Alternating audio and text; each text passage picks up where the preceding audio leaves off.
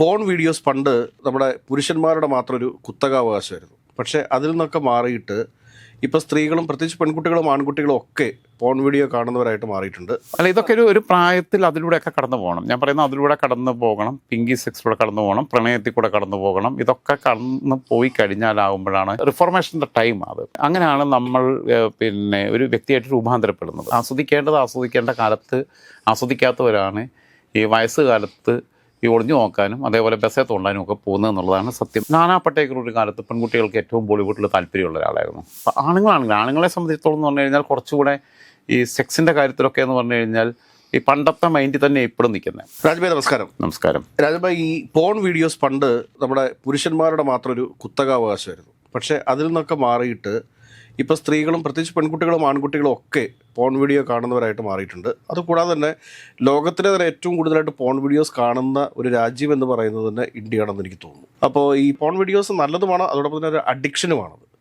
എന്താണ് ഈ വിഷയത്തിൽ പ്രതികരിക്കാനുള്ളത്? അല്ല, പോൺ വീഡിയോസ് എന്ന് പറയുന്നത് ഇപ്പോഴാണല്ലോ ഇപ്പോൾ ഈ മൊബൈൽ ഫോണിനകത്ത് കിട്ടുന്നത്. നമ്മുടെ ഒരു കൗമാരത്തിലേക്കൊക്കെ നമ്മൾ വരുമ്പം അത്തരത്തിലുള്ള ചില മുത്തുച്ചിപ്പി പോലുള്ള പുസ്തകങ്ങളുണ്ടായിരുന്നു, അല്ലെങ്കിൽ പമ്മൻ്റെ കഥകൾ. ഇതൊക്കെയാണ് നമ്മുടെ കൊച്ചു പുസ്തകങ്ങൾ. ഇതൊക്കെ വായിച്ചിട്ടും ഒക്കെയാണ് നമ്മളൊക്കെ വന്നിട്ടുള്ളത്. ഒളിച്ചും പാത്തും കാട്ടിലും ഇവിടെയൊക്കെ പോയിരുന്നിട്ടോ, അല്ലെങ്കിൽ ഒരാളർത്ഥമുണ്ടെങ്കിൽ അത് എല്ലാവരും കൂടെ പാസ് ചെയ്തൊക്കെയാണ് വരുന്നത്. പ്രീ ഡിഗ്രി കാലഘട്ടമൊക്കെ ആകുമ്പോഴത്തേക്കും നമ്മൾ ഈ നൂൺ ഷോ എന്ന് പറഞ്ഞു കഴിഞ്ഞാൽ ഇത് സർട്ടിഫിക്കറ്റുള്ള പടങ്ങളാണ്. അപ്പോൾ അങ്ങനെ വരുന്നു. അങ്ങനെയുള്ള പടങ്ങൾ കാണാൻ പോകുന്നത് നാട്ടിലുള്ള തിയേറ്ററിൽ പോകത്തില്ല. കാരണം നാട്ടിലുള്ള തിയേറ്ററിൽ പോയാൽ പരിചയമുള്ളവർ കാണുന്നുണ്ട്. എൻ്റെ ഒരു അനുഭവത്തിലുണ്ട്. ഞാനൊരു സിനിമ കാണാൻ വേണ്ടി പെരിന്തൽമണ്ണ എന്ന് പറയും, മഞ്ചേരിയിൽ നിന്ന് 24 കിലോമീറ്റർ ദൂരമാണ്. അവിടെ ഞങ്ങൾ പോയി കാണാൻ പോയപ്പോൾ എൻ്റെ തൊട്ടടുത്തിരിക്കുന്നത് എൻ്റെ കൂടെ പഠിക്കുന്ന കൊച്ചിൻ്റെ അപ്പനാണ്.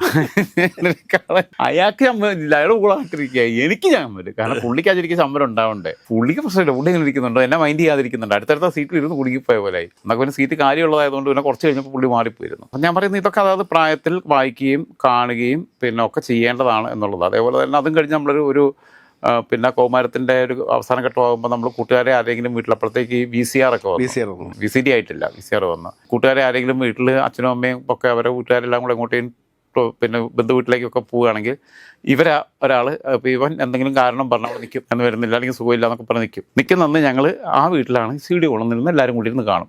കമ്പനി സ്റ്റഡി ഇങ്ങനെയുള്ള കുറേ പരിപാടികളുണ്ട്, കലാപരിപാടികളുണ്ട്. എൻ്റെ വീടിൻ്റെ നേരെ ഓപ്പോസിറ്റ് എന്താണെന്ന് വെച്ച് കഴിഞ്ഞാൽ രാത്രിക്ക് അവൻ്റെ ഫാദർ ജോലിക്ക് പോകുമായിരുന്നു. അപ്പോൾ കമ്പനി സ്റ്റഡി ആണെന്ന് പറഞ്ഞുകൊണ്ട് ഞങ്ങളുടെ VCD ഒക്കെ എടുത്ത് TV കത്തിട്ട്. അല്ല, ഇതൊക്കെ ഒരു പ്രായത്തിൽ അതിലൂടെയൊക്കെ കടന്നു പോകണം. ഞാൻ പറയുന്നത് അതിലൂടെ കടന്നു പോകണം, പിങ്കി സെക്സിലൂടെ കടന്നു പോകണം, പ്രണയത്തിൽ കൂടെ കടന്നു പോകണം. ഇതൊക്കെ കടന്നു പോയി കഴിഞ്ഞാലാവുമ്പോഴാണ് റിഫോർമേഷൻ്റെ ടൈം. അത് അങ്ങനെയാണ് നമ്മൾ ഒരു വ്യക്തിയായിട്ട് രൂപാന്തരപ്പെടുന്നത്. ഇതിലൂടെ ഒന്നും കടന്നു പോകാതെ ആസ്വദിക്കേണ്ട കാലത്ത് ആസ്വദിക്കാത്തവരാണ് ഈ വയസ്സുകാലത്ത് ഈ ഒളിഞ്ഞു നോക്കാനും അതേപോലെ ബസ്സേ തോണ്ടാനും ഒക്കെ പോകുന്നത് എന്നുള്ളതാണ് സത്യം. ഈ വൃദ്ധരഥിയുടെ ബേസിക് കാരണം എന്ന് വെച്ചാൽ ആയ കാലത്ത് അവർക്കത് ആസ്വദിക്കാൻ പറ്റിയിട്ടില്ല എന്നുള്ളതാണ് അതിനകത്തുള്ള ഏറ്റവും പ്രധാനപ്പെട്ട പ്രശ്നം. വേറൊന്നെന്ന് പറഞ്ഞാൽ പെൺകുട്ടികൾ ഇപ്പം നന്നായിട്ട് പോൺ വീഡിയോസ് കാണുകയും ഒക്കെ ആസ്വദിക്കുകയൊക്കെ ചെയ്യുന്നത് എനിക്ക് അറിയാവുന്ന. ഞാനിപ്പോൾ ഇന്ന് ഈ ടോപ്പിക് എടുക്കാമെന്ന് പറഞ്ഞപ്പം അങ്ങനെയുള്ള പല ആളുകളോട്, പല ഏജ് ഗ്രൂപ്പിൽപ്പെട്ട സ്ത്രീകളായിട്ടുള്ള ആൾക്കാരോട് ഞാൻ ഈ വിഷയമായിട്ട് ബന്ധപ്പെട്ട അവരുടെ അഭിപ്രായം ഞാൻ ചോദിച്ചു. ഇങ്ങനെ പല കാര്യങ്ങൾ. അത് ഒന്ന്, പ്രണവ് മോഹൻലാലിൻ്റെ ലേറ്റസ്റ്റ് സിനിമയായിട്ട് ബന്ധപ്പെട്ട അതിനകത്ത് പ്രണവ് മോഹൻലാലിൻ്റെ ശരീരം കാണാൻ വേണ്ടി സ്ത്രീകൾ ഇടിച്ചു കയറുന്നു, അല്ല പെൺകുട്ടികൾ കൗമാരക്കാർ ഇടിച്ചു കയറുന്നു എന്നൊക്കെയുള്ള, പ്രത്യേകിച്ചും എറണാകുളത്ത് നടക്കുന്ന കഥ എന്നുള്ള രീതിയിലുള്ള പശ്ചാത്തലവും കൂടെ ഉണ്ട്. അതിനെക്കുറിച്ചൊക്കെ തിരിച്ചു മറിച്ചും ചോദിച്ചു. അപ്പോൾ സിബി ശ്രദ്ധിക്കേണ്ടതെന്ന് വെച്ചാൽ ഒന്ന്, സൗന്ദര്യ സങ്കല്പത്തിനകത്ത് വലിയ വ്യത്യാസം വന്നിരിക്കുന്നു. അപ്പം നമ്മുടെയൊക്കെ ചെറുപ്പത്തിലെന്ന് പറഞ്ഞാൽ നമുക്ക് ഈ സൗന്ദര്യ സങ്കല്പം എന്ന് പറയുമ്പോൾ നമ്മുടെ ചെറുപ്പത്തിൽ നമുക്ക് ആമ്പിള്ള ഉള്ളത് മസാല ദോശ തന്നെയായിരുന്നു എല്ലാം. ഓക്കെ, പ്രായഭേദമന്യേ എല്ലാവരും ഇഷ്ടപ്പെട്ടിരുന്ന ആളാണ് ശ്രീവിദ്യ. അഴകളവുകളുടെ കാര്യത്തിൽ അത്രയും കൃത്യമായ ഒരു ക്രിയേച്ചർ ദൈവത്തിൻ്റെ ഭാഗത്തുനിന്ന് വേറെ ഉണ്ടായി എന്ന് പറയാൻ പറ്റത്തില്ല സ്ത്രീകളുടെ കൂട്ടത്തിൽ. കാരണം നമ്മളെ കേരളത്തിനകത്ത് ഒരു ഇഞ്ചിൽ പോലും ഒന്നും കുറയ്ക്കാനും കൂട്ടാനും ഇല്ലാത്ത രീതിയിലുള്ളതായിരുന്നു. പക്ഷെ അവരുടെ ജീവിതം ട്രാജഡി ആയിപ്പോയി. പിന്നീട് വന്ന് നമ്മളെ സങ്കല്പത്തിനകത്ത് അപ്പോഴും നിൽക്കുന്നത് ഈ തടിച്ചു കൊടുത്ത ഈ മസാല ദോശ ആണ് നമ്മളെ രീതിയിലുള്ളത്. അപ്പോൾ അതുകൊണ്ടാണ് രതി നിർവേദത്തിൻ്റെ ഫസ്റ്റ് പാട്ടൊക്കെ എടുക്കുമ്പം ജയഭാരതി അതിനകത്ത് വരുന്നത്. അതിനകത്തും ഈ കൗമാരക്കാരൻ്റെ കൗതുകമുണ്ട്, കയറി പിടിക്കുന്ന, തൊടുന്ന, ടച്ച് ചെയ്യാന്നൊക്കെയുള്ള രീതിയിലേക്ക്. പിന്നീട് അതിനകത്ത് മാറ്റം വരുന്നുണ്ട്. ബോളിവുഡിലും അത് തന്നെയായിരുന്നു, തമിഴ്നാട്ടിലും അങ്ങനെ തന്നെയാണ്. ഖുശ്ബു ഒക്കെ അങ്ങനെ ആ ട്രെൻഡിൻ്റെ ഭാഗമായിട്ട് തന്നെയാണ് വന്നത്. അതിൻ്റെ വഴി ഹിന്ദി സിനിമ തുടക്കത്തിൽ അങ്ങനെ ഉണ്ടായിരുന്നു. ഹിന്ദി സിനിമയ്ക്കകത്ത് തുടക്കത്തിൽ അങ്ങനെയൊക്കെയുള്ള ഒരുപാട് പേര് വന്നിട്ടുണ്ട്. പക്ഷെ പിന്നീട് അത് മാറ്റിമറിക്കുന്നതെന്ന് പറഞ്ഞാൽ അട്ടിമുടി മാറ്റിമറിക്കുന്നത് ഹിന്ദി സിനിമയ്ക്കകത്ത് രംഗീല എന്ന് പറയുന്ന സിനിമ വരുമ്പോഴാണ്. രാം ഗോപാൽ വർമ്മയുടെ ഫസ്റ്റ് പ്രൊജക്റ്റ് ആയിരുന്നു എനിക്ക് തോന്നുന്നത്. അതിനകത്ത് ഊർമിള മണ്ഡോത്കറെ കൊണ്ടുവരുന്നു. അതിനുശേഷമാണ് ഈ ഒരു കോൺസെപ്റ്റ് മാറുന്നത്. പക്ഷേ അതിനു മുമ്പും അനിൽ കപൂർ ഒരിക്കൽ പറഞ്ഞിട്ടുണ്ട്. അപ്പോൾ എനിക്ക് മലയാളത്തിൽ ഏറ്റവും സെക്സി ആയിട്ട് തോന്നിയിട്ടുള്ള നടി ശോഭനയാണ് എന്ന് അനിൽ കപൂർ പറഞ്ഞിട്ടുണ്ട്. നമ്മൾ ബോണി കപൂറിൻ്റെ അനിയൻ. ബോണി കപൂറിനാണല്ലോ ശ്രീദേവിയെ കല്യാണം കഴിച്ചത്. അപ്പം പിന്നെ അന്നും മലയാളിയുടെ സങ്കല്പം നിന്നിരുന്നത് മൊത്തത്തിൽ കുറച്ച് ഫാറ്റി ആയിട്ടുള്ള ഇതായിരുന്നു. അതിൻ്റെ ഭാഗമായിട്ടാണ് ഈ ട്രെൻഡ് മാറിയതിൻ്റെ ഭാഗമായിട്ടാണ് നമ്മളെ പെമ്പിള്ളാരെ പലരും ഇപ്പം കുടലി ഉരുങ്ങാൻ തുടങ്ങി. കാരണം ഭക്ഷണം കഴിക്കത്തില്ല, അവർക്ക് തടി കുറയ്ക്കണം. തടിയില്ല, ജീവനില്ല എഴുന്നേറ്റ് നടക്കാൻ. പിന്നെ ഡോക്ടറെ അടുത്ത് പോയിട്ട് പിന്നെ അവർക്ക് ജ്യൂസ് 3 നേരം അങ്ങനെ സമയത്തിന് കഴിക്കേണ്ടൊക്കെയുള്ള അവസരമൊക്കെ എത്തി. പാവപ്പെട്ട വീട്ടിലെ കൊച്ചുവാ, അത്രയും വലിയാൻ പറ്റുമോ അത്രയും വലിയാണെന്നുള്ള രീതിയിലേക്ക് എത്തിപ്പോയി. അതേപോലെ തന്നെ ഇപ്പം ഈ സിനിമയ്ക്കകത്ത് പ്രണവ് മോഹൻലാലിൻ്റെ, ഞാൻ ആദ്യം കണക്ക് കൂട്ടിയത് പ്രണവ് മോഹൻലാലിൻ്റെ ഇപ്പം ഇറങ്ങി ഈ സിനിമയ്ക്കകത്ത് ഈ ഷർട്ട് ഊരിയിട്ടൊക്കെയുള്ള സീനൊക്കെ ഉണ്ട്, ശരീരം കാണാൻ വേണ്ടിയിട്ടാണെന്ന്. അപ്പോൾ എന്നോടൊരു പെൺകൊച്ചു ചോദിച്ച ചോദ്യമുണ്ട്. അപ്പോൾ 25 വയസ്സേ ഉള്ളൂ, മാധ്യമരംഗത്ത് പ്രവർത്തിക്കുന്ന. അപ്പോൾ അവൾ എന്നോട് ചോദിച്ച ചോദ്യമുണ്ട്, രാജേട്ടൻ അങ്ങനെയാണെന്നുണ്ടെങ്കിൽ പിന്നെ ഉണ്ണിമുകുന്ദൻ്റെ സിനിമ കാണാൻ പോയാൽ പോലെയെന്ന് ചോദിച്ചത്. അതല്ല അതിൻ്റെ കാരണം. അവൻ്റെ മുഖത്തൊരു ശാന്തതയുണ്ട്. ആ ശാന്തത ഇഷ്ടപ്പെടുന്ന ആളുകളുണ്ട്. എപ്പോഴും ശാന്തഭാവം ഉണ്ടല്ലോ. പ്രണവിനോട് അങ്ങനത്തെ ഒരു ഇഷ്ടമുള്ള, അങ്ങനത്തെ പിന്നെ മനസ്സിൽ പ്രണയിക്കുന്ന ഒരുപാട് പേരുണ്ട്. മസിൽമാൻ എന്ന് പറയുന്ന സാധനത്തിനോടൊന്നും പെൺപിള്ളേർക്ക് അങ്ങനത്തെ വലിയ ആകർഷണീയതയൊന്നും ഇല്ല. അതൊക്കെ ആണുങ്ങളുടെ ഒരു തെറ്റിദ്ധാരണയാണ്, മിഥ്യാധാരണയാണ്. അവരെ സംബന്ധിച്ചിടത്തോളം അവരെ കണ്ണിൽ നോക്കി സംസാരിക്കുന്ന പുരുഷൻ. ഹീറോയി പറഞ്ഞ പോലെ മലയാളത്തിലെ മാധ്യമ പ്രവർത്തകരെ എനിക്ക് പുച്ഛമാണ്. കാരണം അവർ കണ്ണിൽ നോക്കിയിട്ടല്ല നെഞ്ചിൽ നോക്കിയാണ് സംസാരിക്കുന്നതെന്ന് പറഞ്ഞ പോലെ ഈ വായി വെള്ളം നിറച്ചിങ്ങനെ നോക്കി വായി നോക്കിയാളായിട്ടിരിക്കുന്ന ആളുകളോട് പുച്ഛമാണ് അവർക്കുണ്ടാകുക. അപ്പം മസിലിൻ്റെ പെരുപ്പം നോക്കിയിട്ട് 6 പാക്ക് ആണെന്ന് നോക്കിയിട്ടല്ല പെണ്ണിൻ്റെ ആ കാര്യത്തിലുള്ള ഇഷ്ടം. 6 പാക്ക് ഉള്ളവർ പലരും അവിടെ ഫെയിലിയർ ആവുന്നുണ്ടെന്നുള്ളത് വേറെ സത്യം. ഓക്കെ, ഈവൻ സെക്സിൽ പോലും. കാരണം അങ്ങനെയാണെങ്കിൽ അബു സലീമിനോടല്ലേ എല്ലാവർക്കും ആരാധന ഉണ്ടാവല്ലേ മലയാളത്തിൽ? അപ്പോൾ അല്ലെങ്കിൽ ഭീമൻ ലഘുവിനോടല്ലേ? പക്ഷെ നാനാ പട്ടേക്കറോട്, റിബൽ ആറ്റിറ്റ്യൂഡുള്ള ആൾക്കാരോട് എൻ്റെ കൂടെ പേഴ്സണൽ എക്സ്പീരിയൻസ്, റിബൽ ആറ്റിറ്റ്യൂഡുള്ള, അല്ലെങ്കിൽ ഞാൻ അടിക്കും, അല്ലെങ്കിൽ ഞാൻ പിന്നെ ഇത്ര സിഗരറ്റ് വലിക്കും, അല്ലെങ്കിൽ ഞാൻ പരസ്യമായിട്ട് സിഗരറ്റ് വലിക്കുന്നതെന്നൊക്കെ പറയുന്ന ആളുകളോട് ആൾക്കാർക്കൊരു തരം പെൺകുട്ടികൾക്കൊരു ക്രഷ് തോന്നുന്നുണ്ട് എന്നുള്ളത് പേഴ്സണലി എനിക്കത് അറിയാവുന്നൊരു കാര്യമാണ്. നാനാ പട്ടേക്കർ ഒരു കാലത്ത് പെൺകുട്ടികൾക്ക് ഏറ്റവും ബോളിവുഡിൽ താല്പര്യമുള്ള ഒരാളായിരുന്നു. അവരുടെ മനസ്സിലുള്ള പുരുഷ സങ്കല്പത്തിനകത്ത്, അതായത് ഈ വൈൽഡ് സെക്സ് എന്ന് പറയുന്ന സാധനത്തിനോടും സ്ത്രീകൾക്ക് ഇഷ്ടമുണ്ട്. എന്നും കണ്ട് അവരെ ലിറ്ററലി ആരെങ്കിലും റേപ്പ് ചെയ്യാൻ പോകുന്നത് എൻജോയ് ചെയ്യുന്നു എന്നുള്ളതല്ല. പക്ഷേ അവരുടെ പങ്കാളി പോലും അവരുടെ റേപ്പ് മോഡിൽ അവരെ പിന്നെ ഒരു ഓർഗാസത്തിലേക്ക് കൊണ്ടുപോകുന്നവർ എൻജോയ് ചെയ്യുന്നുണ്ട്. സത്യത്തിൽ അതൊരു പെണ്ണിൻ്റെ മനസ്സാണ്. പെണ്ണിൻ്റെ മനസ്സിനകത്ത് അറിയാതെ ഒരു ഹണ്ടറെ ഇഷ്ടപ്പെടുന്ന ഒരു പിന്നെ ഇരയുടെ ഒരു മാനസികാവസ്ഥയുണ്ട്. അത് വേറെ സെൻസിലെടുക്കരുത്. സെക്സിനകത്ത് സൈക്കോളജി മറ്റു ചിലർ വേറെ രീതിയിൽ ദുരുപയോഗപ്പെടുത്തുന്നുണ്ട്. അത് ഇപ്പോൾ ഒരാൾ പിന്നെ ഒരു രാഷ്ട്രീയക്കാരൻ തന്നെ പറഞ്ഞല്ലോ, നിൻ്റെ വസ്ത്രങ്ങൾ ഈ റൂമിൽ പറന്നു കിടക്കും, ഞാൻ നിന്നെ പിന്നെ റേപ്പ് ചെയ്യും എന്നൊക്കെയുള്ള റേപ്പിസ്റ്റിൻ്റെ മൈൻഡ്. അതല്ല ഇത് പറഞ്ഞത്. ഇതിനകത്തുള്ളതെന്ന് വെച്ചാൽ ഞാൻ ഇഷ്ടപ്പെടുന്ന പുരുഷനെ എന്നെ കീഴടക്കുന്നതിൽ കാണുന്ന എൻജോയ്മെൻറ്റ് എന്നുള്ളതാണ്. അതിനകത്ത് കിട്ടുന്ന ഒരു സൈക്കോളജിക്കൽ ഓർഗാസവും കൂടിയാണ്. അത് ഫിസിക്കലായിട്ട് മാത്രം കിട്ടുന്നതല്ല. അതിനകത്ത് അത് രണ്ടുപേർക്കും എൻജോയ് ചെയ്യാൻ പറ്റുന്നുള്ളത് അതിനകത്ത്.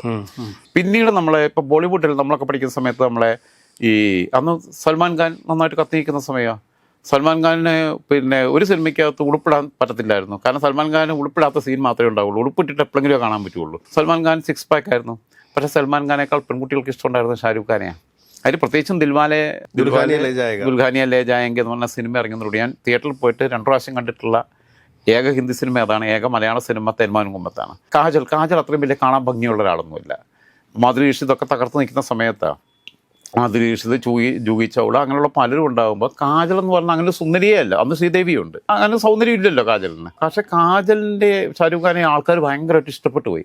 അതിൻ്റെ സമാനമായിട്ടുള്ള സാധനം തന്നെ മലയാളത്തിൽ പിന്നെ വരുന്നത്. മലയാളത്തിനകത്ത് അനിയത്തിപ്രാവാണ് ബേബി ശാലിനി പിന്നെ ബാലതാരമായിട്ട് അഭിനയിച്ചിട്ട് തിരിച്ച് പിന്നീട് നായികയായിട്ട് വരുന്ന ആദ്യത്തെ സിനിമ അനിയത്തിപ്രാവാണ്. പിന്നെ അതിനകത്തെ പാട്ടുകളും വളരെ മനോഹരമായിരുന്നു, ഒക്കെ പിന്നെ ഗംഭീരമായിരുന്നു. കുഞ്ചാക്കോ ബോബനും വരുന്നു. അന്ന് കുഞ്ചാക്കോ ബോബനോട് പെൺപിള്ളേർക്കൊക്കെ ഭയങ്കര ഇഷ്ടമായിരുന്നു. സ്കൂളിൽ പഠിക്കുന്ന പിള്ളേർക്കല്ല, ഡിഗ്രിക്ക് പഠിക്കുന്നവർ വരെ. പിന്നീട് ഷക്കീലയുടെ കിന്നാരത്തുമ്പി വരുന്നു. പടങ്ങളെന്ന് പറയുന്നത് ഒരു കാലഘട്ടത്തിൽ പണ്ട് കാലഘട്ടത്തിലുണ്ടായിരുന്നു. പിന്നീട് നമ്മളെ ചെറിയൊരു പ്രായത്തിൽ നമ്മൾ സ്കൂളിൽ പഠിക്കുന്ന കാലഘട്ടത്തിൽ അത്തരം പടങ്ങൾ ന്യൂൺ ഷോസ് ഇല്ല. അത് കഴിഞ്ഞിട്ട് പിന്നീട് അത് വരുന്നത് നമ്മളൊക്കെ പിന്നെ പ്രീ ഡിഗ്രി ഒക്കെ പഠിക്കുന്ന സമയത്താണ് ഈ കിന്നാരത്തുമ്പി വരുന്നത്. കിന്നാരത്തുമ്പി വരുമ്പോൾ അപ്പോഴും ഷക്കീലയാണെങ്കിലും നല്ല തടിച്ചിട്ടുള്ള രീതിയാണ്. എനിക്ക് ഷക്കീല ഭയങ്കര ഇഷ്ടമാട്ടോ വേറെ രീതിയിൽ. കാരണം അന്ന് സിനിമ കാണുമ്പോൾ നമുക്കറിയത്തില്ല. ഞാൻ ഷക്കീലയുടെ കിന്നാരത്തുമ്പി കാണാൻ പറ്റില്ല. എനിക്ക് അന്നേത്തെ ഓവർ തടിയുള്ളവരോട് ഇഷ്ടമില്ല, അട്രാക്ഷൻ തോന്നാറില്ല. അങ്ങനെ കാര്യം ഉണ്ടായിരുന്നു. ഷക്കീല എനിക്ക് ഇഷ്ടമാണെന്ന് തോന്നിയെന്ന് പറഞ്ഞു കഴിഞ്ഞാൽ അതിനുശേഷമുള്ള ഷക്കീലയുടെ ഒരു ജീവിതം അറിയുമ്പോഴാണ്. ഷക്കീല എങ്ങനെ ആ വഴിയിലേക്ക് എത്തി, അതിനുശേഷം പിന്നീട് അവർ ചെയ്യുന്ന ഒരുപാട് പേരുടെ അക്കയാണ്. അവർ ചാരിറ്റി ആക്ടിവിറ്റീസ് സജീവമാണ്. അവർ വന്നിട്ടുള്ള കാര്യങ്ങൾ അവർ റിയൽ ആയിട്ട് പറയുന്നുണ്ട്. മാസ്ക് വെച്ച് സംസാരിക്കുന്നില്ല.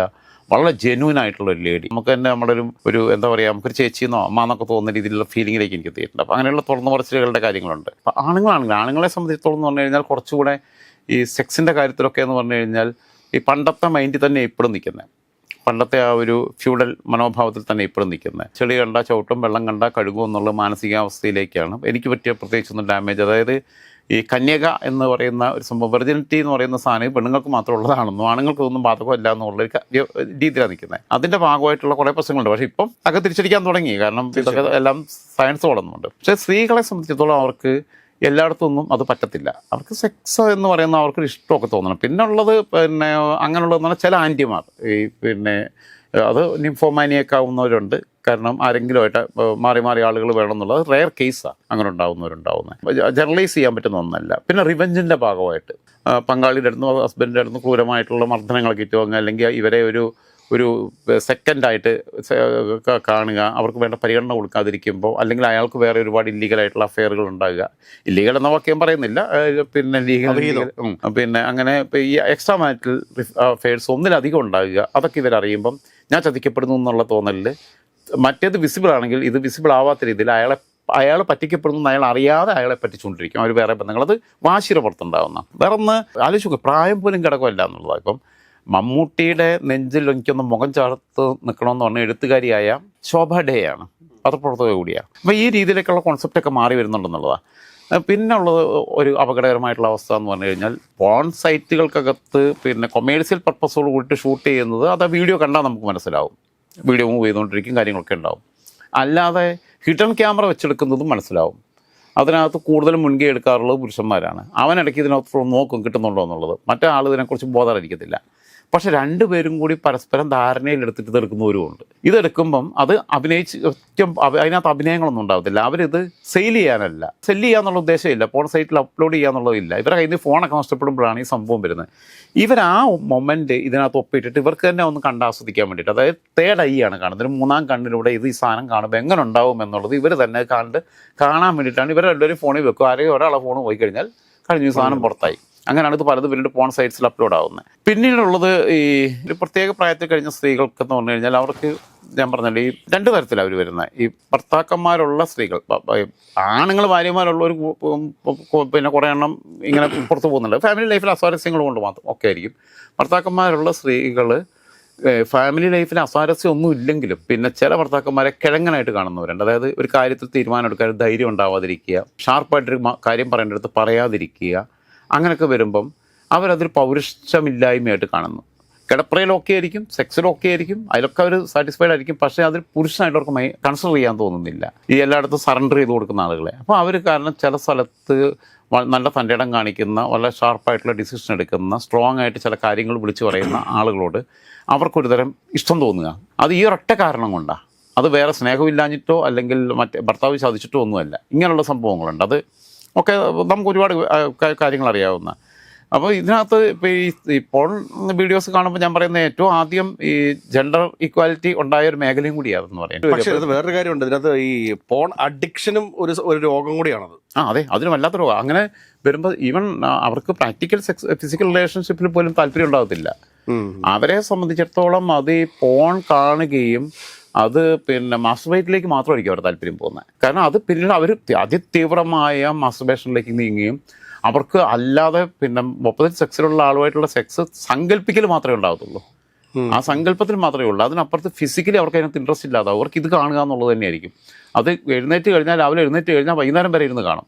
ഇതൊന്നും നമ്മൾ കണ്ടിട്ടില്ലെന്നല്ല ഞാൻ പറഞ്ഞതിനർത്ഥം. നാളെ കാണില്ല എന്നും ഞാൻ പറയുന്നില്ല.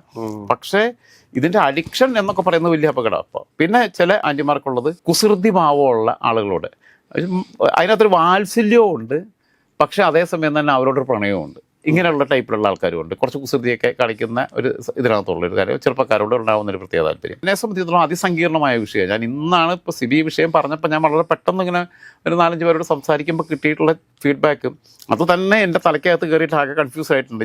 എനിക്ക് തോന്നുന്നത് എന്താണെന്ന് വെച്ചാൽ, നമുക്ക് ഈ വിഷയം കുറച്ചുകൂടി ഗൗരവകരമായിട്ട് തന്നെ കൈകാര്യം ചെയ്യേണ്ടതായിട്ടുണ്ട്. നമുക്കൊന്നുണ്ട് കൈകാര്യം കൂടുതൽ ചർച്ചയ്ക്ക് വിധേയമാക്കേണ്ടതുണ്ട് എന്നാണ് ഞാൻ പറഞ്ഞത്. അവസാനം പ്രേക്ഷകർ പറയും ഡോക്ടർ രാജൻ ജോസഫ് എന്നൊക്കെ പറഞ്ഞിട്ട് കളിയാക്കാൻ തുടങ്ങും. ഇപ്പോൾ അവർ ബാക്കിയുള്ളതൊക്കെ നിർത്തി ഇപ്പോൾ സെക്സിനെ കുറിച്ച് ക്ലാസ് എടുക്കാൻ തുടങ്ങുന്ന പോലെ ആധുനിക കാലത്തെ വാത്സ്യായ എന്നൊക്കെ പറഞ്ഞിട്ട് വേണമെങ്കിൽ വിളിക്കാൻ തുടങ്ങും. അപ്പോൾ അങ്ങനെയുള്ള പേരും കൂടെ കേൾക്കണ്ട.